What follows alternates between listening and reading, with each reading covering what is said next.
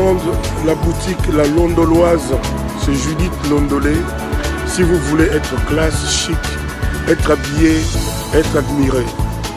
Parole de Mopao Mokonzi.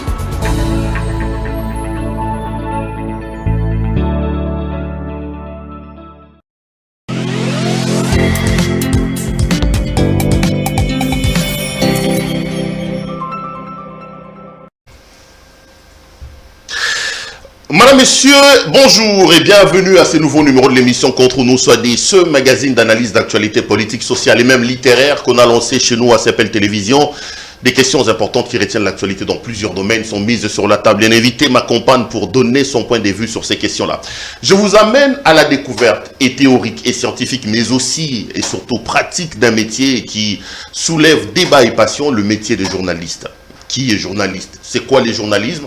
On prendra en prétexte un ouvrage qu'un homme qui est formateur de journalistes qui font des grandes personnes ici en République démocratique du Congo vient d'ouvrir. Vient d'écrire, qu'est-ce que j'ai dit?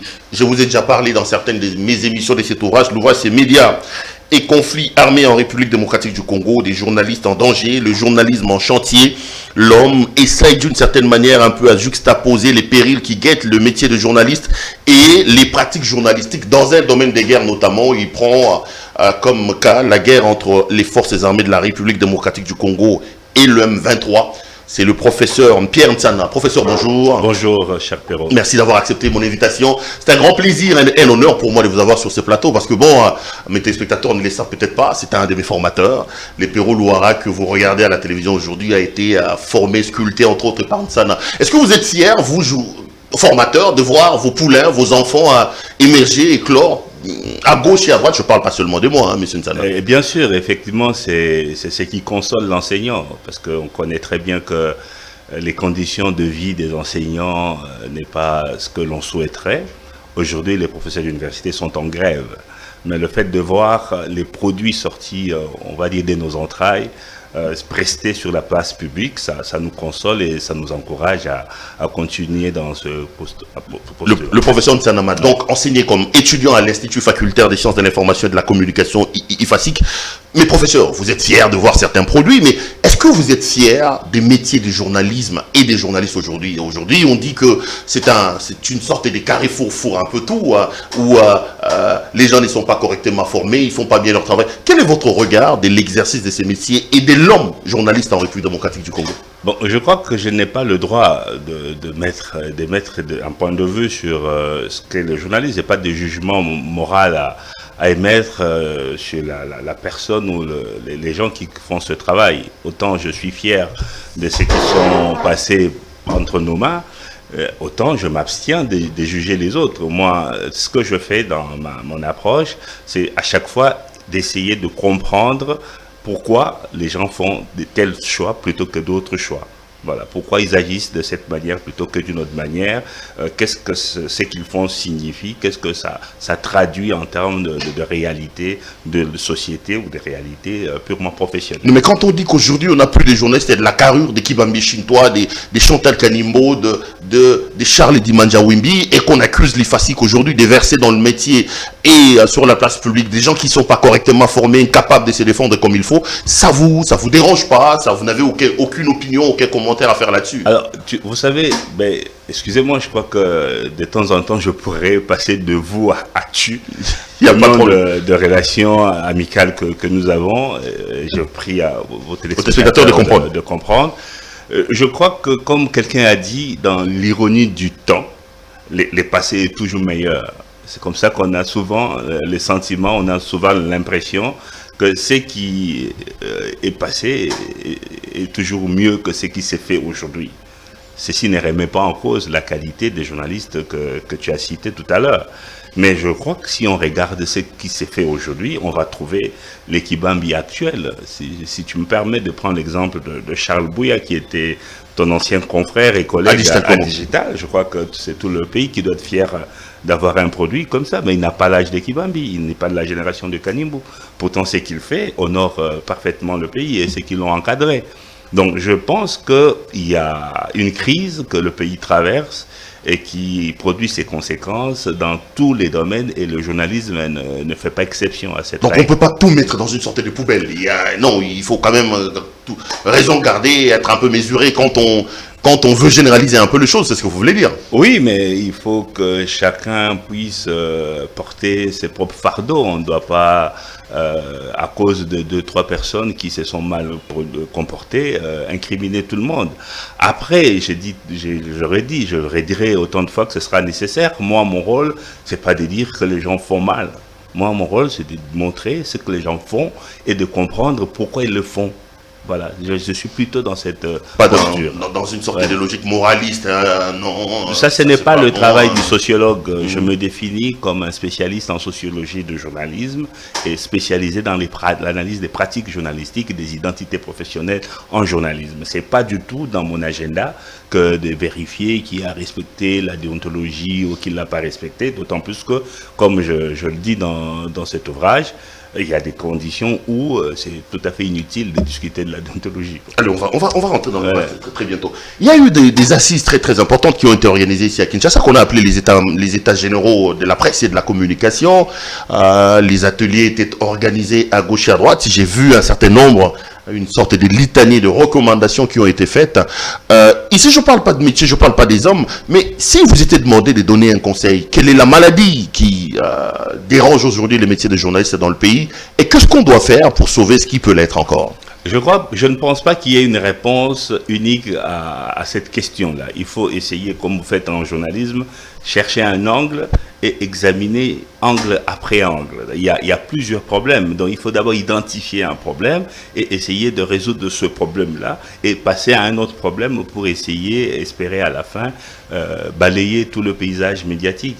Si l'on prend par exemple l'accès, le contrôle ou l'absence de contrôle d'accès à la profession. La loi définit comme journaliste toute personne dont l'activité professionnelle principale consiste à collecter, traiter et diffuser l'information. Donc il n'y a pas de critères de formation. Il n'y a pas de barrière, il n'y a pas de frontière. Non, si vous arrivez à prouver que votre activité professionnelle principale consiste à collecter, traiter et diffuser l'information, selon la loi, vous êtes journaliste, à condition, bien entendu, que vous en tirez le principal de vos revenus. Alors, combien de journalistes aujourd'hui peuvent montrer que la collecte, le traitement et la diffusion constituent l'activité qui génère le gros de leurs revenus? Combien de journalistes, lorsqu'on sait que pour la plupart, ils n'ont pas de salaire, ils n'ont pas de contrat de travail, voilà. Alors, voilà. De ce point de vue-là, déjà, on peut tenir tout un état général, on va dire une semaine des états généraux pour essayer de trouver une solution. On va quitter et changer d'aspect pour voir qu'il y a beaucoup de problèmes et qui demandent un examen approfondi pour chacun d'entre eux. Vous aurez voulu, vous, qu'on ajoute par exemple, que, comme chez les médecins, qu'on crée un ordre de journalistes, qu'on J'ai beaucoup entendu. C'est aussi un problème, parce que bon, aujourd'hui, il y a des infirmiers qui sont des journalistes, il y a des mécaniciens, des laborantins qui sont des journalistes. Est-ce qu'il faut qu'on arrive à avoir un ordre de journalistes où on met clairement les frontières, on borne la situation en notant notamment qu'il faut avoir un diplôme? Est-ce que ça peut être une solution pour vous, monsieur le professeur? Non, moi, j'ai entendu que les participants aux États généraux ont souhaité que le journalisme s'organise en ordre. Bon, je suis curieux de savoir comment ils vont définir les règles d'accès et de protection de cet espace-là.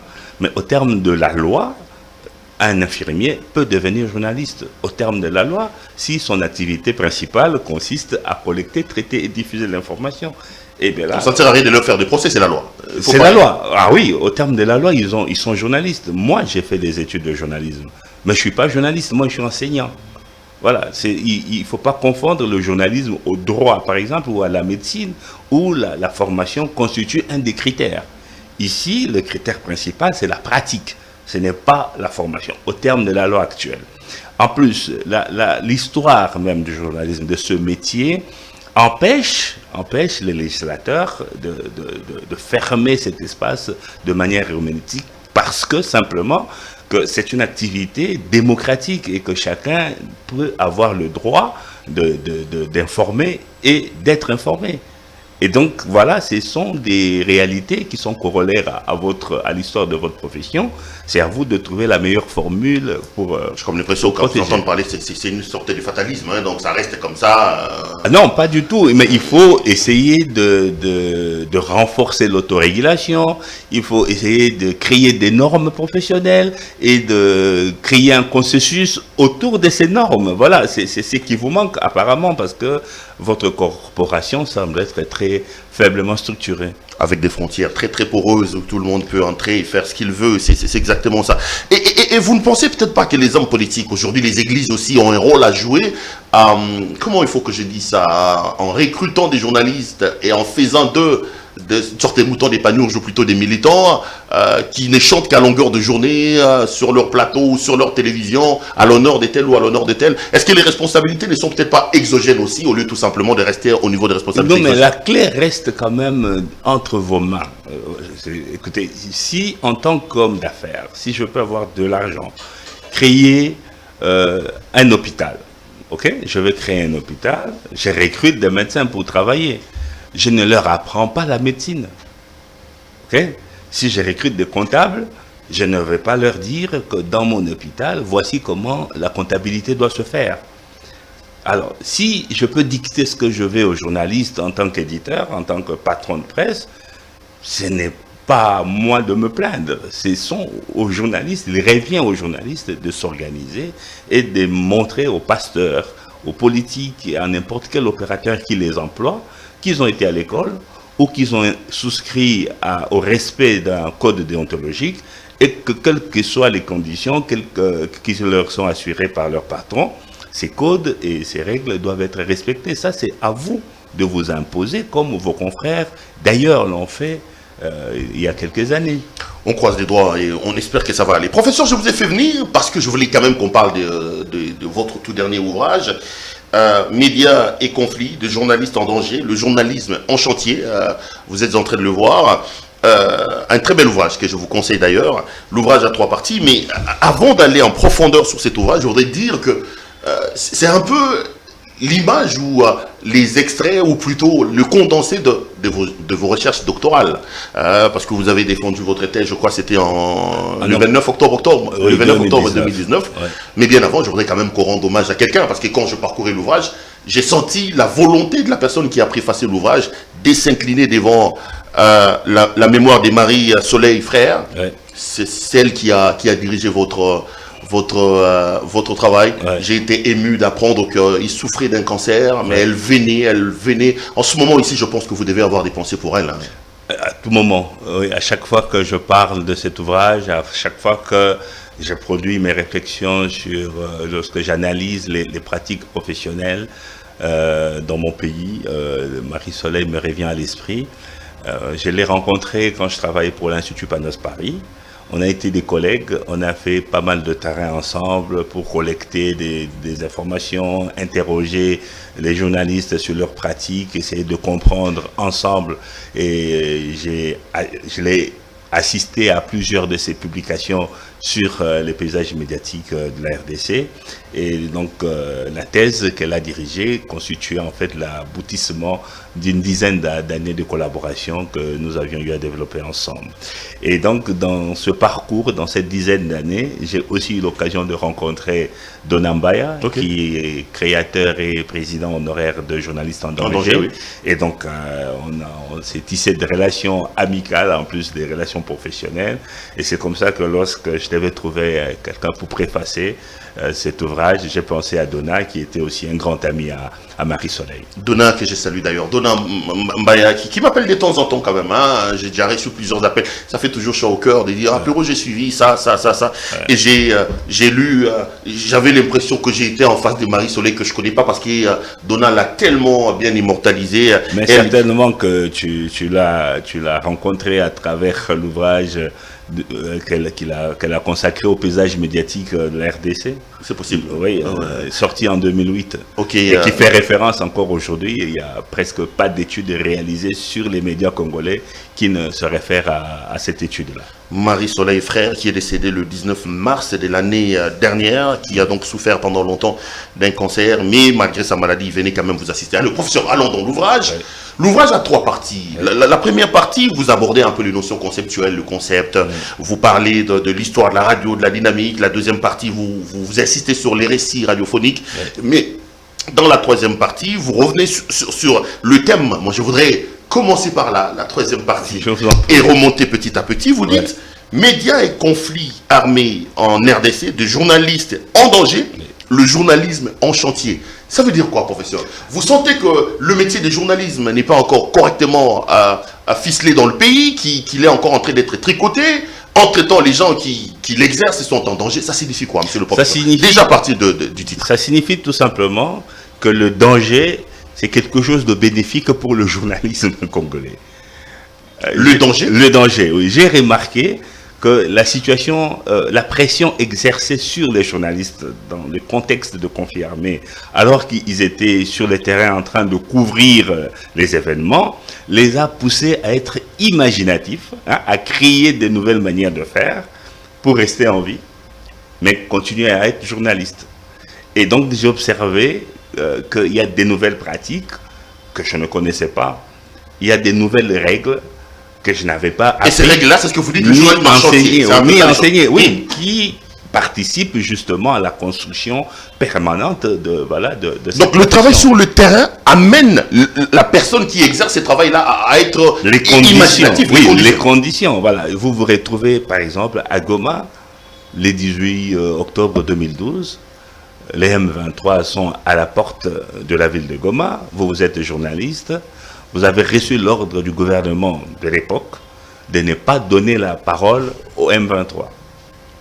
Et le M23 qui est aux portes de Goma vous appelle pour vous dire, écoutez Perrault, nous suivons vos émissions, vous nous donnez qu'un seul son de cloche, mais dans 2 heures ou dans 2 jours, nous serons à Goma et essayez d'en tenir compte lorsque vous travaillez. Vous faites quoi? Entre le marteau et l'enclume. Voilà, en ce moment-là, toutes les règles que nous vous avons apprises à l'école ne vous servent pas à grand-chose parce qu'on n'avait pas forcément imaginé de telles situations. Et donc là, les journalistes décrivent comment ils sont arrivés dans la mesure du possible. Évidemment, il y a des choix différents selon que les uns ont décidé de prendre parti ou de rester neutre, etc. Et c'est ce qui me fait dire que le journalisme dans notre pays continue à se construire au fil des réalités de terrain. C'est là que je ne suis pas un peu d'accord avec toi, parce que, avec vous. Parce que quand je parcours un peu l'ouvrage, j'ai l'impression que vous donnez l'impression, passez-moi cette redondance, qu'il n'y a pas de règles universellement établies, acceptées, appliquées, que le journalisme est un métier où la pratique du journalisme peut s'adapter selon... Mais, professeur, non, les outils sont pareils. J'ai comme l'impression que le journalisme a été théorisé. Il y a des théories qui restent universelles. Mais au courant de ma lecture, j'ai l'impression qu'Insana voulait me dire qu'on peut changer des principes, qu'on peut changer des valeurs selon les conditions. Alors moi, je questionne les valeurs. J'interroge ces normes. Je prends l'exemple d'un journaliste qui m'interpelle sur la notion de neutralité. Il me demande, mais dites-moi comment selon vous, je peux être neutre lorsque je considère que ma nation est en danger. Alors, moi je réagis un peu comme vous aujourd'hui, je dis mais non, ce n'est pas à vous de défendre la nation, vous êtes journaliste, votre mission c'est de rapporter les faits. Alors il me donne un exemple, il dit moi je suis photographe, j'arrive dans une situation où je trouve un enfant en train de se noyer dans la rivière. Est-ce que je prends une photo pour montrer comment l'enfant s'est noyé ou bien je dépose ma caméra pour aller au secours de cet enfant-là? Si je veux être neutre comme vous me le recommandez, je vais laisser l'enfant se noyer et je prends ma photo. Évidemment, j'ai fait mon travail de journaliste, mais j'ai ce problème-là dans ma conscience. Alors, si je devais être humain, parce que je le suis avant d'être journaliste, je peux arrêter de filmer, aller sauver cet enfant. Alors, il me dit qu'il considère que le M23 menace la survie de sa patrie de sa ville de Goma, et donc il fait le choix de s'opposer au M23 en tant que menace. Alors moi, ça me pousse à réfléchir. C'est plus du journalisme, ça, monsieur le professeur. Si, mais pourquoi? Mais dites-moi, c'est quoi? Parce que métier, qu'il fasse autre chose. Ah oui, mais c'est là justement que je dis, je suis pas d'accord avec vous. J'ai comme l'impression que vous créditez cette thèse-là, c'est-à-dire que ce qui vous passe par la tête, vous pouvez mettre de côté les principes mondiaux et généralement reconnus pour faire ce qui bon vous semble. Alors, par rapport au contexte, par rapport à la situation. Alors la science, elle sert à quoi à ce moment-là? Oui, mais la science est faite par les hommes et en fonction des réalités que les hommes vivent. Voilà. Le journalisme, c'est une profession, c'est un métier. Voilà, c'est un métier qui est appelé à évoluer en fonction des circonstances, en fonction des réalités. Si vous lisez Jean Charron, il va vous dire par exemple que au cours de l'histoire, il peut identifier 3 grands paradigmes du journalisme. Il a vu qu'en Europe occidentale et en Amérique, des années 1830 aux années 1920, juste après la Première Guerre mondiale, la pratique était dominée par ce qu'il appelle le journalisme d'opinion. Et qu'après la Première Guerre mondiale, jusqu'au début des années 80, les journalistes ont réagi à cette presse d'opinion pour créer un discours professionnel, et c'est ce que lui il appelle le journalisme d'information, où les faits sont devenus sacrés. Mais Jean Charron continue en montrant que depuis 1980, nous vivons plutôt une période où on pratique le journalisme de communication. C'est le même métier, mais qui évolue en fonction des contextes. Voilà. Donc ne pensez pas que votre profession ou votre métier, c'est une science exacte. Pas du tout. Donc les hommes interrogent les conditions dans lesquelles ils travaillent pour essayer de créer des normes. Et ces normes sont appelées à évoluer en fonction. Et c'est le cas dans tous les pays, pour tous les peuples. Lorsque un commentateur, vous allez me dire que c'est un genre de libre de commentaires, etc., un reporter français qui commente un match de football entre la France et la RDC, vous allez lui demander d'être neutre? Je ne sais pas comment vous allez appliquer ça. Alors, il y a d'autres cas. Je suis à la radio Kivuan de Goma, Magloire, que je salue en passant. Magloire pas lourd. Je reçois Magloire me reçoit pour un entretien de recherche qui a duré plus d'1 heure, et puis il me donne l'autorisation de rencontrer d'autres journalistes de sa radio qui avaient couvert le conflit. Parce qu'on en parlera, hein. Vous avez à peu près 19 journalistes qui étaient sur le terrain. Alors, le gars, il me dit, non, prof, bon, monsieur, écoute, moi, Magloire a décidé qu'on ferme la radio. On a fermé la radio, j'étais chez moi, les M23 sont entrés, ils sont venus me chercher à la maison, ils m'ont obligé de rouvrir l'antenne. J'ai rouvert l'antenne, je devais jouer les jeux pour protéger le matériel. Et donc, ils étaient mes invités, c'est eux qui me donnaient des questions que je devais leur poser. Moi, je leur posais des questions, j'étais sous la menace, et le public qui écoutait les auditeurs s'était énervé parce qu'ils avaient l'impression que j'étais en connivence avec eux, alors que moi, je n'étais pas libre. Alors vous allez me demander à moi d'imposer vos règles là, qui sont contenues dans votre code à un journaliste qui travaille dans ces conditions-là. Vous comprenez? Donc moi, je dois rendre visible, et c'est l'objectif de ce livre, ces conditions particulières qui doivent nous pousser à réfléchir, et peut-être ces livres posent justement le fondement à une théorisation sur un journalisme de guerre et un journalisme en situation de conflit. Voilà, donc c'est cela le travail de scientifique. Il ne faut pas m'amener sur ce terrain. Non, vous n'êtes pas dans la morale, évidemment, ça, voilà. Les choses doivent être claires. Voilà. Vous n'êtes pas là à dire, ici il a respecté, c'était pas ça l'objectif de l'étude. Voilà, qu'est-ce qu'il a fait et pourquoi l'a-t-il fait? Parce que tant que l'on ne comprend pas les raisons qui motivent les pratiques, on ne peut que mal juger ces pratiques. C'est ça la réalité, en fait. Vous avez aussi tenté de trouver de l'équilibre dans l'ouvrage quand on le parcourt, parce que vous dites qu'il fallait trouver la possibilité de concilier la survie, le souci de survivre, et le devoir d'informer. Vous avez senti ça dans vos recherches? Oui, mais c'est pour cela que je suis un peu complexé devant les journalistes qui exercent dans ce pays. C'est des gens extrêmement courageux. Parce que là, je suis sur le point de me demander qu'est-ce qui les motive à prendre chaque jour de tels risques. Voilà, on sait très bien qu'ils sont mal payés. Ça, c'est évident. Peut-être même pas du tout payés. Mais tous les matins, ils sortent. ils vont à la recherche de l'information. Les mauvaises bouches... Ils forcent votre admiration d'une Ah oui, les mauvaises bouches, les mauvaises langues vont dire non, ils vont chercher le coupable. Mais qui va te couper quand tu vas au front, mon frère? Qui va te couper? Il y a la mort que tu côtoies. Voilà, qui va te couper. Alors, mais ils me disent, j'ai rencontré des jeunes journalistes que je salue ici, j'avais pris l'engagement de ne pas dévoiler leur identité pour pas les exposer. Mais ils disent, voilà, écoutez, nous on rentrait tous les soirs du front, chacun préparait son papier, mais on se rendait compte qu'il y avait beaucoup de dangers à diffuser cette information, on s'arrangeait pour l'envoyer au correspondant de RFI. Okay. Ou au correspondant de Radio Okapi. Parce que dès lors que Radio Okapi avait diffusé, on avait le droit de récupérer. Voilà. Ça, en citant la Radio Okapi notamment. En citant la Radio Okapi ou en citant RFI. Voilà. Ça, c'est une stratégie... qu'on n'apprend pas à l'école. Ah mais non, mais c'est tout à fait impressionnant de rencontrer ça. Donc, ce livre témoigne quand même des pratiques qui, de mon point de vue, et en ce moment-là, étaient tout à fait inédites. Et pour que l'opinion comprenne un peu mieux les courages qui se trouvent derrière les informations, la production des informations qu'elle reçoit. C'est vraiment ça, les journalistes du terrain. Professeur, allons à l'intérieur de l'ouvrage.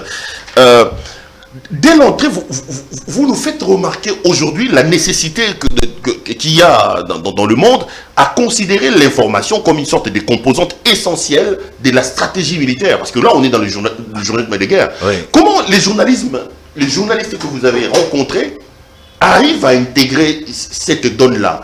La donne qu'aujourd'hui, tous les spécialistes, Donald l'a dit d'ailleurs dans sa préface, quand il dit que tous les stratèges militaires les disent aujourd'hui qu'on ne peut pas mener une guerre seulement sur le terrain, mais la guerre se mène aussi sur le plan de la communication, sur le plan médiatique. Comment est-ce que vous avez rencontré arrive à intégrer cette donne-là et à ne pas se faire manipuler en se retrouvant dans une sorte de, je veux dire, dans un engrenage où ce sont plutôt des stratégies militaires qui prennent le pas au lieu d'être des stratégies d'informer? Bon, je crois que c'est ça l'intérêt pour ceux qui pratiquent votre métier, d'être passionnés par ce métier.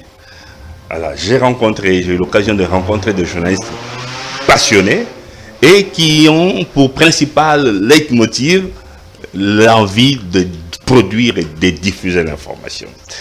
Et là, par exemple, on a parlé de Magloire tout à l'heure, je me souviens encore de l'entretien réalisé avec Magloire, Paloukou notamment. Magloire me dit, écoute Pierre, quand je descends sur le terrain, j'ai toujours mon dictaphone. J'enregistre toujours mes sources, parce que tout ce que je ne peux pas dire par moi-même, à cause de risque d'être arrêté, interpellé, je le fais dire à mes interlocuteurs. De sorte que Magloire m'excuse, je ne suis pas en train de dévoiler une stratégie. De sorte que lorsqu'on m'interpelle, je dis, bon, c'est pas moi qui ai dit. C'est elle qui est dit. Voilà. J'ai relayé. Ça, c'est une forme d'intelligence d'un journaliste qui sait qu'il travaille sur un terrain hostile. Alors, pour répondre précisément à ta question, parce que les journalistes sont conscients. En tout cas, ceux qui sont professionnels et très passionnés, ils savent que leurs interlocuteurs s'intéressent plutôt à l'impact des messages qu'eux diffusent et qui sont tous prêts à les manipuler, à les instrumentaliser pour répondre à d'autres fins que les objectifs qu'eux-mêmes poursuivent. Et donc, ils mettent en place des stratégies pour résister à cette instrumentalisation. Et c'est ce que je dévoile notamment dans la dernière partie de ce livre. De l'ouvrage. Et donc, le journalisme est une profession qui se situe à l'antipode du métier des armes. Parce que la règle fondamentale de l'armée, c'est le silence. Et du journalisme, c'est le dévoilement. Et ici, il faut dévoiler, ici, il faut garder silence. Et c'est l'intérêt, justement, de voir comment est-ce qu'ils arrivent à négocier. Très intéressant. Évoluer ensemble. Lisez l'ouvrage, vous allez trouver tous ces détails-là. Je vous ramène dans la périphérie avant de rentrer encore en profondeur. Vous prenez 5 médias. D'abord, je suis curieux de savoir pourquoi c'est la radio qui vous a intéressé. Parce que là, j'ai vu que l'étude s'est concentrée autour des 5 médias Kivu One et VBR des Goma dans le Nord Kivu. Vous avez choisi Top Congo, Radio Okapi et RFI. Pourquoi d'abord choisir les radios? Parce qu'on sait que le métier de l'informer n'est pas une exclusivité seulement de la radio. Alors, parce que d'abord, la radio, c'est le meilleur, en tout cas le plus grand média au Congo. C'est les médias les plus répandus, pour ne pas dire le plus populaire. C'est la radio. Il n'y a aucun autre média qui est aussi répandu dans ce pays que la radio. Malheureusement, la radio, c'est le média le plus délaissé dans les études scientifiques. Lorsqu'on parle des médias au Congo, souvent on parle de la presse écrite et très rarement de la radio. C'était la première raison. C'est de corriger une injustice qui défavorisait le média le plus populaire dans ce pays. Est-ce que vous pensez que l'échantillon des 5 médias pris était assez représentatif? Et là aussi c'est le problème, parce qu'on est dans un travail de recherche, dans un travail scientifique. Nous en avons presque 1000, les médias ici. Ah oui, mais bien sûr que non. La République. Vous en prenez 5, monsieur, et vous voulez nous dire que nous pouvons croire à une recherche dans un océan d'environ 1000 médias, vous prenez 5. Alors, je dois vous montrer d'abord la logique qui a permis le choix de ces 5 radios. Pour moi, il était question, je parlais de relations entre les médias et les conflits dans le cadre spécifique du conflit M23. Donc, je voulais d'abord voir si les radios situées, basées à Goma et ceux basées à Kinshasa et des radios étrangères comme RFI réagissaient ou subissaient les mêmes pressions de la part des belligérants et essayer de voir dans quelle mesure l'éloignement physique par rapport au centre, à l'épicentre du conflit, avait une implication dans la manière de traiter l'information. Voilà. Alors quand je suis allé à Goma, j'avais d'autres choix, j'avais identifié d'autres radios, mais finalement le choix de ces 2 radios était dicté par la disponibilité des corpus, des archives à analyser. Moi j'ai commencé mon terrain en 2014, donc au moins une année après la fin du conflit, et il n'y a pas 10 000 radios qui conservent les archives. C'est entre mai 2012 et novembre 2013. Donc quand j'arrive à Goma en 2014, il y a très peu de journalistes ou des radios qui ont conservé leur production. Donc c'était un choix dicté par la disponibilité d'archives. Et j'ai trouvé des corpus radiophoniques chez Kivu One et chez VBR. Alors à Kinshasa, je voulais avoir une radio dont le champ de diffusion dépassait la ville de Kinshasa. J'ai pris Okapi qui avait la plus grande couverture, évidemment Top Congo qui déjà à l'époque se définissait déjà comme une radio d'information et qui était quand même, dont son signal était capté et relayé dans plusieurs villes grâce à la diffusion internet. Et puis Top Congo m'a donné accès au corpus de manière largement complète. Et puis RFI?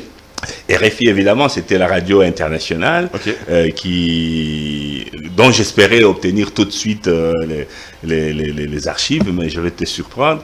RFI a refusé de me donner accès à ces archives. C'est pas vrai, ça. Ah oui, je suis allé 2 fois à son siège à Paris. On m'a fait marcher. Et finalement, par des amis interposés qui travaillent là-bas, j'ai appris que pendant cette période, le gouvernement français avait opposé un veto sur toute diffusion ou toute utilisation d'archives radiophoniques qui puissent déranger le gouvernement rwandais de Kigali. Voilà. Donc la politique rentre un peu dans le journal. La raison officielle qui m'a été avancée était que RFI était en discussion avec l'INA, l'Institut national de l'audiovisuel. C'est la question que j'allais poser. Pour lui céder la gestion de ses archives, mais en réalité, RFI s'abstenait à donner accès à des sons qui pourraient déranger le gouvernement rwandais, d'autant plus que dans toute la production radiophonique, il était clairement dit que le Rwanda avait soutenu la rébellion et qu'il a fait l'objet de beaucoup de sanctions de la part de la communauté internationale. Professeur, je vais faire une digression là-dessus. Est-ce que ça n'accrédite pas la thèse des gens qui disent que les médias, notamment internationaux, sont des appendices d'un certain impérialisme, une sorte d'hégémonie? Est-ce que vous avez senti ça au cours de vos recherches, que les radios étaient manipulées? Je prends notamment l'exemple que vous venez d'évoquer là avec RFI. Non, moi je pense que RFI, il faut toujours faire la part de choses entre le gouvernement français qui est le propriétaire de cette radio, et les journalistes qui travaillent. Les journalistes essayent à leur manière de défendre, c'est ce que je vous recommandais ici, de défendre leur profession pour qu'ils puissent l'exercer en toute liberté. C'est comme ça que vous observez qu'il y a de temps en temps des grèves des journalistes de RFI. Mais par rapport à l'État français, c'est un média qui appartient au ministère des Affaires étrangères. Ce n'est pas un média indépendant, c'est une radio appartenant au ministère des Affaires étrangères. Ça veut dire, c'est un peu le rôle de faire rayonner la politique étrangère de la France. Ou tout au moins la francophonie, l'usage de la langue, mais il y a aussi tout... les Africains n'ont pas à se plaindre, ils n'ont qu'à copier les exemples. Professeur, j'étais dans la troisième partie, je reviens vers la deuxième, où vous parlez des récits radiophoniques. J'ai lu dans l'ouvrage que vous dites que vous n'avez pas... vous avez eu à suivre à peu près 30 heures de... Est-ce que c'est facile? Est-ce que c'est des sons qui ont été bien conservés? Parce que généralement dans le pays on dit que l'archivage pose problème, mais dans l'ouvrage vous démontrez que vous avez eu pas moins des 30 heures des sons radiophoniques. Qu'est-ce que j'ai analysé? J'ai analysé les journaux parlés diffusés par les 5 radios pendant 3 fois 2 semaines, donc pendant 6 semaines. Donc je prends 2 semaines du mois de mai 2012 du journal parlé de Top Congo. Donc ça fait 14. Regardez la caméra. Vous avez trouvé ces... Ah oui. Il y en a? Oui. Top Congo m'avait donné même plus que ce dont j'avais besoin. Sérieux ça? Oui, je vous dis. J'étais surpris. Et il n'y a aucune autre radio. Moi, ça me surprend. Non, aucune autre radio. J'ai fait la radio à Digital Congo. Non, je ne sais même pas si on a enregistré nos émissions. Non, je crois pas. En juillet 2014, je trouvais chez Top Congo des archives de toute l'année 2012, toute l'année 2013. Et je me souviens encore, j'ai dit ça 2 fois pour rigoler, l'indicatif qui fait la promotion de l'utilisation du préservatif qu'on plaçait devant au générique du journal parlé. Je ne peux plus compter le nombre de fois que j'ai entendu. Voilà. C'est dans le grand moment qu'on reconnaît les grands hommes. N'oubliez pas d'utiliser les préservatifs. Donc, j'ai entendu ça autant de fois. Donc, mais moi, je vais tirer mon chapeau. Voilà. Ah oui. Donc, j'ai eu... En fait, j'ai douté un peu. J'ai dit, est-ce que c'est vrai? Moi, j'ai travaillé à la radio ici, à Digital Congo. Ouais. Quand j'ai lu que vous avez 30 heures des sons à la radio. Et en moyenne, c'est à peu près 30 minutes de journal de RFI, le grand journal magazine du soir. J'ai la même chose pour RFI et la même chose pour Top Congo, pour Radio Okapi. Donc 3 fois 2 semaines, donc 3 fois 14 éditions éditions de journal à entendre, à analyser. Alors chez VBR et Kivuan, je n'ai pas eu la chance d'avoir les journaux parlés entièrement, mais j'ai récolté les extraits des reportages qui étaient insérés dans le journal, même si je n'avais pas l'enregistrement du journal lui-même en entier. Donc la méthodologie consistait à avoir ces récits radiophoniques, mais aussi à entendre ces récits-là pris comme ça à 3 moments différents du conflit. Au début du conflit, au milieu du conflit et à la fin du conflit. Parce que selon une théorie simple du cycle du conflit, la pression augmente et descend en fonction du moment du conflit. Donc là, j'ai pris les 3 moments clés de cycle de conflit pour voir comment est-ce que les journalistes ont géré la pression qui s'est exercée sur eux. Et donc j'ai croisé ces 2 dimensions, chronologiques et diachroniques, pour voir dans quelle mesure, en tout cas, les leçons à tirer du traitement de l'information. Professeur, une autre digression par rapport à l'ouvrage. Je ne sais pas si vous y croyez vous-même aussi, parce que j'ai lu ça notamment au niveau des préfaces de M. Donard, quand il dit « Il est vrai que le journaliste congolais continue d'être en danger en dépit de la liberté des tons qui frise, à certains égards, un libertinage nuisible aux vrais journalistes et à la liberté des presses. » J'ai trouvé ça un peu insultant quand même, hein, que vous croyez que la liberté de la presse puisse être nuisible. Attendez, professeur. Mais quand Donald Mbaya, qui est l'un des plus grands défenseurs des journalistes, le dit, mais ça veut dire qu'il est sérieux. Il ne dit pas ça pour rigoler. Pierre Ntsana, vous croyez en ça? Vous pensez que Donald Mbaya a raison quand il dit ça? Ah oui, je vais relire. Moi, je me suis senti, j'ai eu mon cœur être brisé un peu comme journaliste et j'ai dit, mais c'est quoi ça? Oui, mais écoutez... J'ai comme l'impression qu'on est contre nous un peu, quoi. Non, et mais au début de l'ouvrage, justement, il est vrai que le journaliste congolais continue d'être en danger, en dépit de la liberté des tons, qui frise à certains égards un libertinage nuisible aux vrais journalistes à la liberté de la presse. La liberté des tons ne peut pas être nuisible à la liberté de la presse, quand même, professeur. Si, mais écoutez, il faut de temps en temps faire de l'autocritique.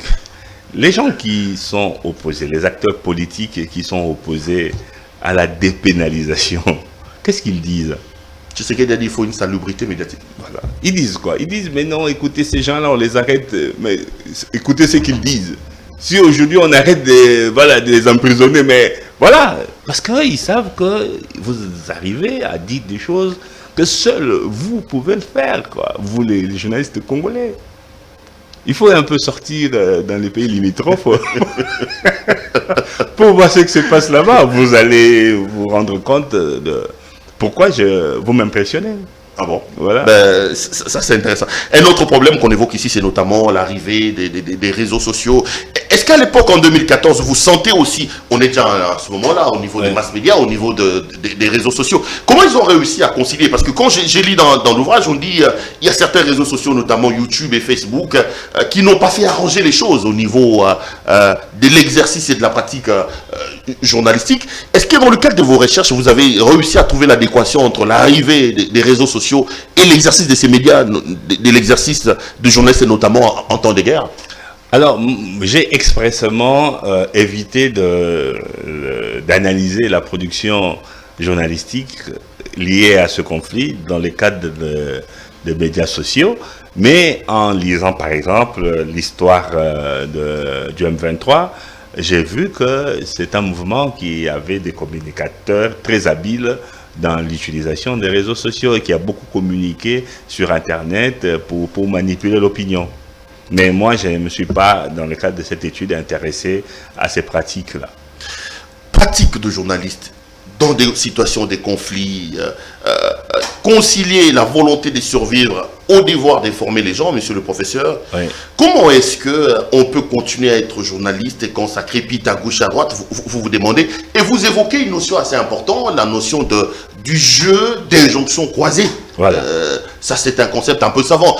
Et vous théorisez ça en expliquant les difficultés, ou plutôt les difficultés qui étaient celles de vos interlocuteurs. Voilà. Moi, j'ai commencé par collecter des corpus radiophoniques. Essayer d'examiner les contenus des informations produites et diffusées. Et tirer les principales tendances de ce traitement que chaque radio a réservé à l'information sur le conflit. Quelles sont ces principales leçons? Je vois par exemple que Top Congo, qui essaye d'être neutre, ne prend jamais la parole. Elle la donne. Voilà. Top Congo, de manière systématique, pendant le conflit, il n'y a pas d'édito. Il y a très peu de reportages. Il n'y a que d'interviews. Donc il y a un long lancement et puis il y a un son. Un lancement et puis il y a un son. De manière systématique. On s'y responsabilise un peu. Voilà, totalement. Ce n'est pas nous. Je donne la parole. Et ce sont presque les mêmes sources qui reviennent systématiquement pendant le conflit. Le porte-parole de l'armée, le porte-parole du gouvernement, le porte-parole de la société civile au Nord Kivu, et de temps en temps, quelques habitants qui font des témoignages. Et le M23, non? Non. Mais par contre, les propos des M23 sont de temps en temps repris en citation indirecte par le journaliste. Voilà. Donc ça, c'est des pratiques qui émergent de l'analyse de corpus médiatique, de corpus radiophonique. Je trouve que Kivuan, par exemple, malgré sa présence à Goma, donne la parole à tout le monde. Et même au M23. Même au M23, dès le début du conflit. Pendant le début du conflit, Kivuan donne une information plus équilibrée et mieux travaillée journalistiquement, professionnellement. Voilà, ça m'interroge. Voilà. Je remarque par exemple que Vibière ignore totalement le M23. Si vous suivez les informations sur Bibia, c'est comme si le M23 n'a pas de porte-parole. Totalement. Mais après, j'arrive à qualifier ce genre de pratiques journalistiques. Je parle du journalisme effacé pour désigner ce que je vois sur Top Congo. Parce que le journaliste, il n'est pas là. Il est là juste comme un porteur de micro, etc., pour donner la parole. Voilà, je parle d'un journalisme, voilà. Je vais en parler du journalisme surveillé. Voilà, journalisme surveillé. Journalisme assiégé. Assiégé, lorsque j'évoque le cas de Kivuan, où le journaliste, en l'écoutant, vous pensez qu'il est dans une interview. Alors que c'est un coup de théâtre où les questions lui sont imposées par les personnes qui répondent à ces questions.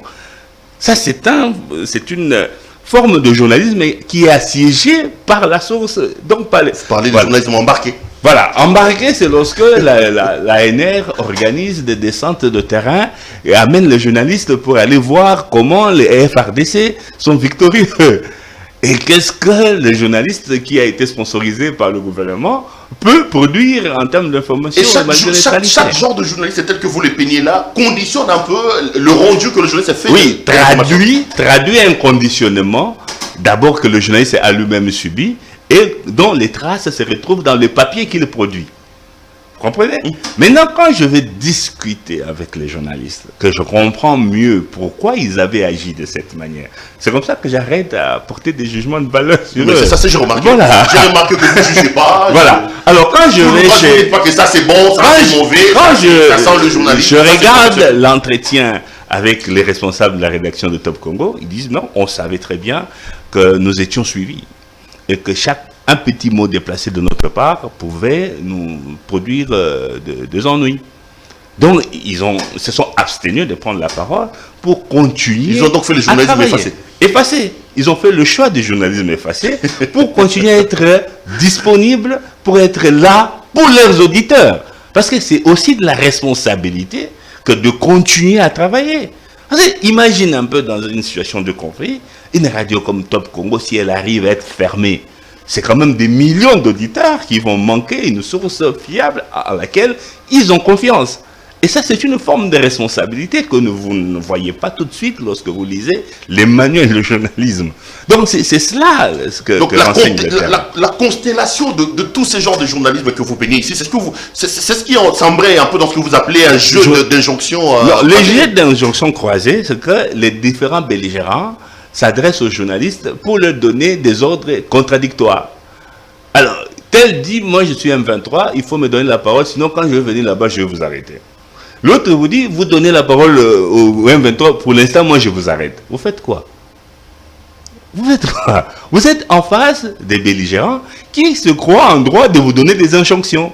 Alors maintenant, vous essayez de trouver... Alors, quelqu'un me dit, moi je donne la parole à la société civile, mais j'essaye de trouver des personnes qui vont me donner des points de vue opposés au gouvernement. Donc ça, c'était une des radios qui trouve systématiquement, à chaque fois, un point de vue contraire à celui émis par le gouvernement, mais dans la bouche d'un membre de la société civile. Et voilà. Ou même d'un habitant quelconque qui donne la situation après l'attaque d'un village, il dit non, nous tous on est en forêt, et puis le gouvernement dit que nous on a la maîtrise de tout ça. Il laisse les auditeurs se faire leur opinion. Mais ça, c'est une forme d'intelligence que certainement les journalistes occidentaux peuvent manquer. Je vous sens très admiratif par rapport à ce que vous avez vu. Mais c'est grâce à vous que j'en arrive. C'est pas de la racaille, la presse du Congo. C'est pas... Oui, mais si vous voulez, vous allez utiliser vous-même ces termes-là pour désigner ce que vous faites. Moi, ça ne m'engage pas. Vous allez trouver certainement des gens qui peuvent être désignés comme vous le faites, ou d'autres qui méritent plus de respect. En tout cas, ceux que je rencontrais, moi, m'ont donné l'impression qu'ils sont passionnés par leur travail. Ils m'ont montré qu'ils arrivent à réfléchir sur la manière de travailler lorsque les conditions sont les plus difficiles. Terminons les genres de journalisme que vous inventez. Vous parlez du journalisme embarqué, journalisme des communications. Un peu comme Jean Charon. Oui, voilà, parce que là, par exemple, il y avait à l'époque, et je crois que ça existe encore aujourd'hui, vous allez me permettre de le dire, des agences de communication qui sont rattachées à des institutions politiques, hein, qui sont animés par des journalistes, mais qu'on appelle cellules de communication. Voilà, mais ça, ce n'est pas du journalisme. En réalité, les gens qui travaillent dans une cellule de communication, ils font la promotion de leur chef. Mais ici, il y a une cellule de communication, je crois, à la présidence. À l'époque, il y en avait encore à la primature. Il y en a encore à l'Assemblée nationale. Voilà. Et c'est des gens qui sont journalistes au terme de la loi, mais qui agissent comme des conseillers en communication, comme des attachés de presse. Et ils donnent comme ça des informations qui sont relayées par les organes auxquels ils appartiennent. Et vous théorisez ça en parlant de journalisme de communication. Le journalisme de communication. Le journalisme patriotique. Alors ça j'aimerais vraiment savoir. Oui, mais ça renvoie notamment à ce que j'ai rencontré chez Vibière. Vibière qui estime que son rôle, c'est de défendre la patrie. Et que la guerre avait mis la patrie en danger. Ok. Voilà. C'est un peu ce qu'on appelait à un moment donné ici le journalisme engagé. Engagé. J'ai appris quand je suis rentré de ma thèse qu'il y avait une nouvelle forme de journalisme qu'on appelait journalisme engagé. Et puis le journalisme des vainqueurs. Voilà. Ça, c'est la suite logique du journalisme patriotique. Parce que les dernières productions que Vibière réalise en novembre 2013 et décembre 2013, à la fin du conflit, c'est-à-dire que les journalistes revendiquent la victoire de l'armée. Ils revendiquent, ils estiment que sa radio aura été un acteur important dans la conquête ou la reconquête de territoire. Et il y a même des journalistes qui ont réclamé une reconnaissance de l'État parce qu'ils ont gagné. Ils ont gagné. On a gagné ensemble, il faut Alors, je te fais rire, il y a quelqu'un qui m'a dit, on a donné des jeeps à l'époque aux footballeurs, alors que nous, on a fait mieux que les footballeurs. C'est ça les journalistes. Voilà. Où le journaliste revendique la victoire militaire et utilise des termes, des expressions pour montrer, se mettre lui-même aussi en vedette par rapport à l'information. Je me rends pas compte qu'on est à la 55e minute. C'est pas vrai, j'ai pas vu le temps passer. Professeur, on dit quelque part dans la conclusion ici que vous estimez que votre étude a contribué à battre en brèche les jugements moraux émis sur les bons et le mauvais journalisme, en particulier dans le contexte d'un pays en crise. Battre en brèche les jugements moraux. Vous nous enlevez même la capacité de juger ce qui est bon et ce qui est mauvais, professeur. Non, libre à vous. Libre à vous. Parce que quand vous battez en brèche, oui, moi je pense vos conclusions, qu'est-ce que les conclusions disent pour que nous n'ayons plus la possibilité de dire que ça c'est bon, ça c'est mauvais? Non, je dis que vous avez la possibilité de le faire, mais je vous recommande de reconnaître que ce n'est pas forcément pertinent parce que vous le faites. Vous pouvez le faire, mais ça reste parfois pas du tout pertinent que de perdre le temps à discuter s'il est bon ou mauvais, au lieu de regarder qu'est-ce qu'il a pu faire par rapport à ce qu'il avait la capacité de faire. Et en conclusion, vous dites quoi, vous, les conclusions de votre ouvrage? J'étais d'ailleurs au niveau de la conclusion quand vous veniez, professeur. Oui, mais je vais m'interdire de faire une conclusion ici parce que le souhait aussi, c'est quand même que les gens achètent le livre, sinon on aura tout dit ici et chacun peut tirer sa propre conclusion. C'est ça mon approche, quoi. Professeur Pierre Nsana, auteur de cet ouvrage. Cher ami, laisse-moi faire un peu la publicité de l'ouvrage de mon enseignant quand même. Médias et conflits armés en République démocratique du Congo, des journalistes en danger, le journalisme en chantier. C'est donc le titre de cet ouvrage publié, plutôt écrit par le professeur Pierre Nsana. On peut retrouver ça ici à Kinshasa? Bien sûr, bien sûr. À l'IFASIC où j'enseigne, ou bien il y a une page Facebook que j'ai créée, où il y a toutes les coordonnées. Les noms, Pierre Nsana, Médias Conflits Armés. Ah, ok. Ouais, Pierre Nsana, Médias Conflits Armés, ou chez l'éditeur L'Harmattan RDC. C'est combien ici la vente? Ça se vend à $50. Ah, c'est pas cher. Hein. Ouais, mais évidemment, au vernissage, on a eu l'opportunité de vendre à plus cher pour des gens qui ont trouvé l'importance de soutenir la recherche. En préparant cette émission, vous m'avez dit une phrase qui résume un peu tout ce qu'on dit. Un de vos interlocuteurs vous a dit la première qualité d'un journaliste, c'est de rester vivant. Oui, il dit le meilleur journaliste, c'est d'abord un journaliste vivant. Donc il faut être on marche un peu sur les œufs. Il faut être vivant pour être journaliste. Je te disais dans ton bureau qu'il va falloir que tu inscrives ça quelque part sur ton bureau. C'est quoi le concept? Le meilleur journaliste est d'abord un journaliste vivant. Le meilleur journaliste est d'abord un journaliste vivant. C'est important. Oui, parce que si tu cesses d'être vivant, tu ne pourras plus être meilleur. Bah, ça c'est évident, ça c'est vrai. Donc il faut faire attention à ce que l'on dit, à ce que l'on fait. Et il faut bien analyser le contexte, l'environnement, bien peser les mots, mais aussi bien savoir comment dire les choses tout en gardant quand même une forme de sécurité autour de soi. Ah ben j'ai quand même l'auteur avec moi, les amis. Il y a une page vierge ici. Je vais lui demander de me dédicacer l'ouvrage. Bien sûr. Ça me fera énormément plaisir. Je rappelle que notre invité du jour, c'était donc le professeur Pierre Ntsana, qui a publié un très très bel ouvrage que vous pouvez retrouver dans plusieurs librairies ici. Allez à l'IFASIC, à l'Institut facultaire des sciences de l'information et de la communication. Vous pouvez donc le prendre. Vous pouvez retrouver l'ouvrage. Allez chez l'Harmattan. Vous pouvez également retrouver l'ouvrage. C'est à $50 vendu ici à Kinshasa. En tout cas, je vous les conseille. Vous devez absolument aller lire. Le 10 aujourd'hui. Nous sommes le 11 aujourd'hui, professeur. Nous sommes le 11 aujourd'hui. Le 11 février 2022. 11 février 2022.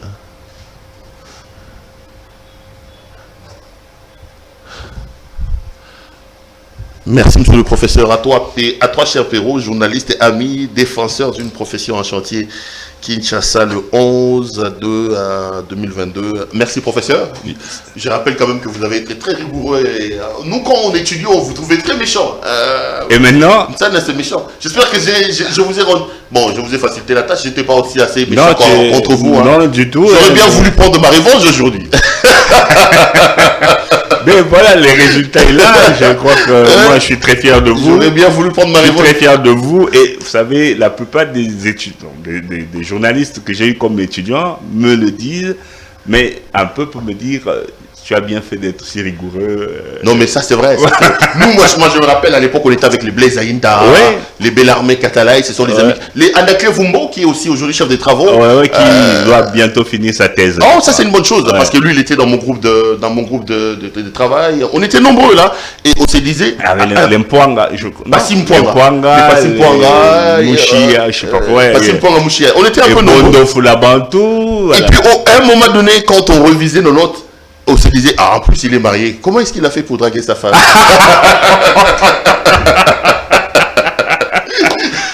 Il était jeune, mais il faisait tellement peur, on s'est dit, comment? Ça, c'est pour dire un peu bonjour à madame votre épouse qui vous accompagne dans ce que vous faites. Monsieur le professeur, merci d'être venu nous voir. Merci à vous. C'était un grand plaisir, un vrai régal. Ah oui, moi aussi, j'ai beaucoup aimé cette discussion. Continuez à garder la maison. Merci. Et continuez à former nos petits frères et nos petites sœurs qui sont là-bas. Il faut, quand vous avez l'occasion, dire à l'État de mieux prendre en charge ses professeurs parce qu'on abat quand même un travail important pour la société. De temps en temps, je l'ai fait. Merci. Mais bon, tout en sachant aussi que le meilleur journaliste, c'est celui qui est... Parce que dans ce pays, souvent, les gens n'aiment pas qu'on leur tire les oreilles. Allez, ça a été un grand plaisir. Je vous rappelle l'ouvrage du professeur Pierre Ntsana, Médias et conflits armés en République démocratique du Congo, des journalistes en danger, le journalisme en chantier. Allez donc vous procurer cet ouvrage-là, c'est tellement intéressant. Ça a été un grand plaisir. Ça fait quoi? 1 heure qu'on fait cette émission. Ça a été un grand plaisir pour moi de vous présenter cette émission. Restez branchés sur nos programmes. Je vous retrouve demain pour d'autres aventures et pour d'autres invités. Portez-vous bien et restez branchés sur nos programmes. À demain. Wow.